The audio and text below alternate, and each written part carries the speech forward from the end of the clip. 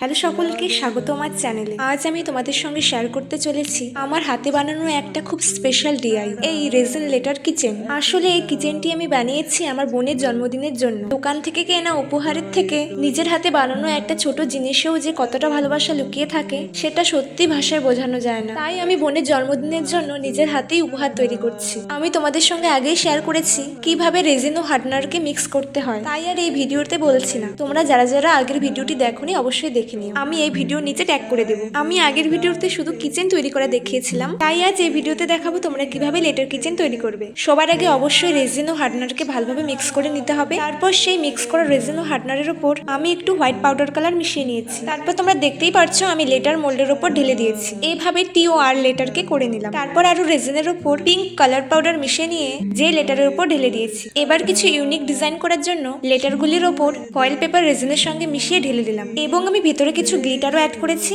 যাতে দেখতে খুব সুন্দর লাগে। তারপর আমি 24 ঘন্টা রেখে দিলাম ড্রাই হওয়ার জন্য। 24 ঘন্টা রেখে দেওয়ার পর দেখি রেজিন লেটারগুলো খুব শক্ত হয়ে গেছে। এখানে আমি প্রতিটা লেটারকে আলাদা আলাদা ভাবে বানিয়েছি। আমার বোনের নামের অক্ষর ছিল টি ও এইচ, তবে আমি একটু রেজিন বেশি মিশিয়ে ফেলেছিলাম, তাই অনেকগুলো লেটারের কিচেনও বানিয়ে নিয়েছি। আমার লেটার কিচেনটি বানার একটাই উদ্দেশ্য ছিল এই ছোট্ট কিচেনটা আমার বোন সবসময় নিজের সঙ্গে রাখতে পারবে, যেমন চাবির সঙ্গে, ব্যাগে বা যে কোনো জায়গায়। তারপর আমি আমার বোনের জন্য স্পেশালি ভাবে একটি এইচ লেটার কিচেনও বানিয়েছি।